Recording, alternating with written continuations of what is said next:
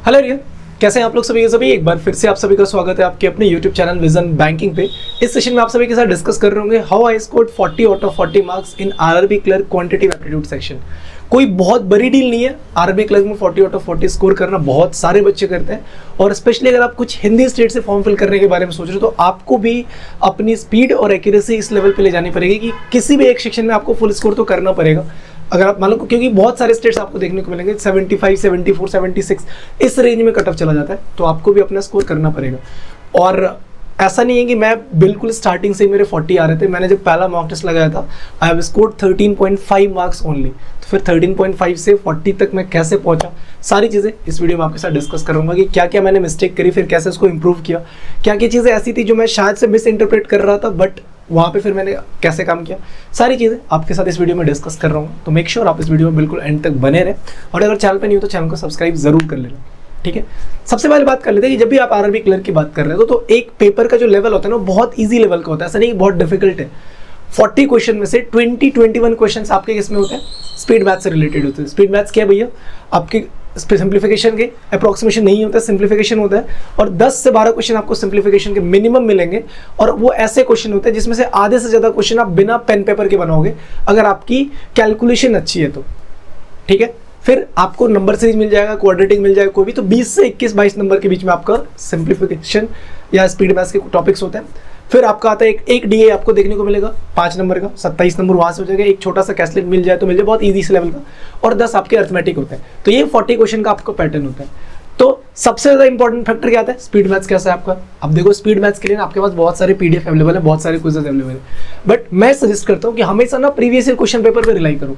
अब previous year question paper कहाँ से मिलेगा, अगर आप जिस मॉक टेस्ट को अटेम्प्ट करो उसमें अवेलेबल है तो आप लगो, या फिर मैं आपको रिकमेंड करूँ किरण पब्लिकेशन की एक बुक आती है IBPS PO RRB office assistant previous year question paper की ये बुक है। अब इसमें क्या है भैया, अब जब आप इसको ओपन करोगे तो यहाँ पे देख रहे होगे कि डे वाइज और शिफ्ट वाइज आपको क्वेश्चंस गिवन है।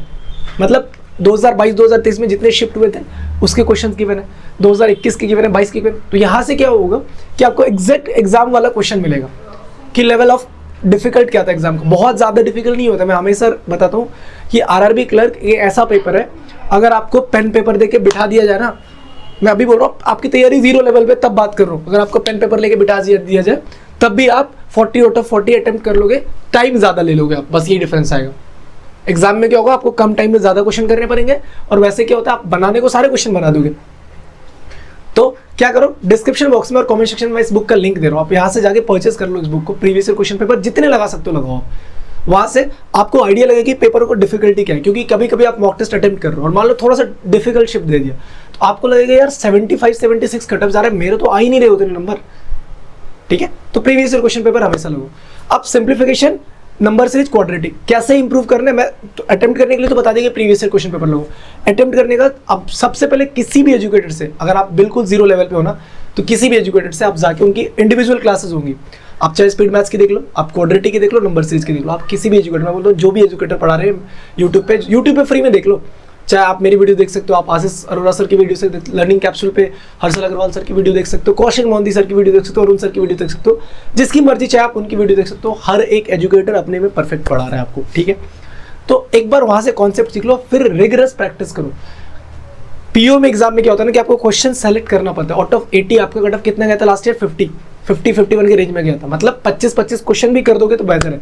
लेकिन आउट ऑफ 80 74-75 में बहुत सारे स्टेट्स के क्लर्क के पेपर के कट ऑफ गए थे, तो अटेम्प्ट करने पड़ेंगे। तो मैं वो क्या बोल रहा हूँ कि रिगरस प्रैक्टिस। अब प्रैक्टिस मतलब ये नहीं कि लेके बैठे हैं, अब मान लो आपने सीख लिया मल्टीप्लिकेशन के कॉन्सेप्ट, सीख लिया 11 रूल्स ऑफ स्पीड मैथ से, बट फिर भी जब आपको 19 to 16 से मल्टीप्लाई करना पड़ा तो आप 6 से करोगे, फिर 1 से करोगे, फिर ऐड करोगे, तो फिर रिगरस प्रैक्टिस ये नहीं होता। प्रैक्टिस का मतलब है कि आपने जो चीज़ें सीखी है उसको इंप्लीमेंट करो। मैंने बताया था ना मेरे 13.5 नंबर आए थे, बट मेरी कैलकुलेशन अच्छी थी और फॉर्चुनेटली मेरे को एक ऐसी टीचर मिल गई थी क्वांटिटेटिव एप्टीट्यूड के लिए, उन्होंने देखा था कि मेरी कैलकुलेशन अच्छी थी और 20 टेबल वगैरह मेरे को आते थे, तो उन्होंने मेरे को सजेस्ट किया था, उन्होंने मेरे को पहली बार सजेस्ट किया था कि एक काम करो, कोई सी भी एक बुक उठाओ और उसको पूरा स्टार्टिंग पेज से लेके एंड पेज तक, even including all the examples, सारे क्वेश्चन बना डालो।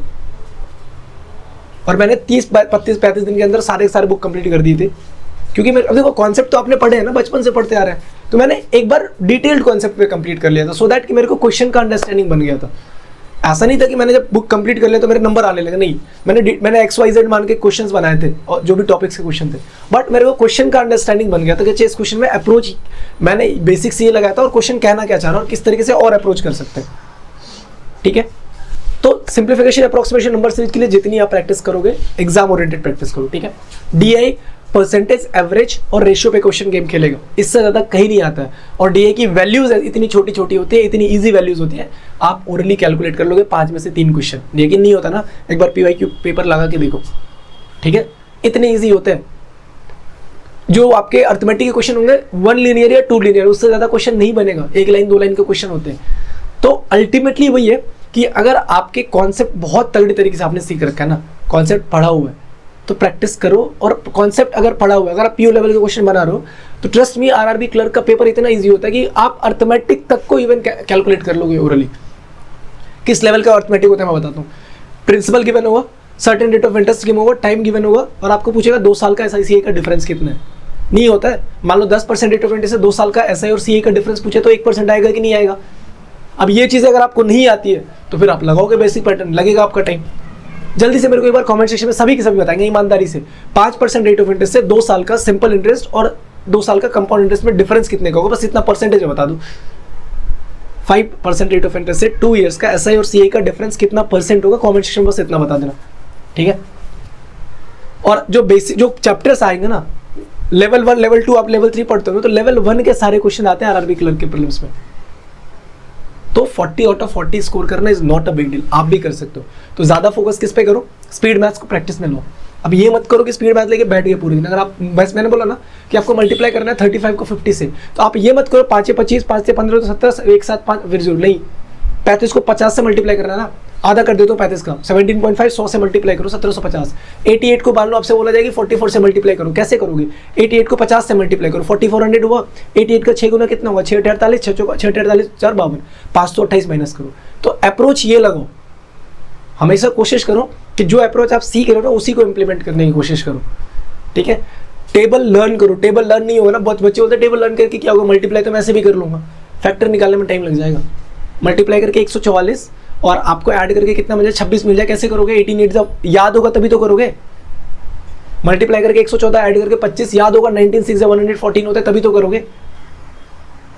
तो ये सब बहुत छोटी छोटी चीज़ें हम इसको नेग्लेक्ट कर देते हैं अपनी प्रिपरेशन में, बट बहुत इंपॉर्टेंट और बहुत वाइटल होती है सारी चीज़ें। स्पेशली क्लरिकल पेपर में आपको स्पीड की बहुत ज़्यादा ज़रूरत होती है।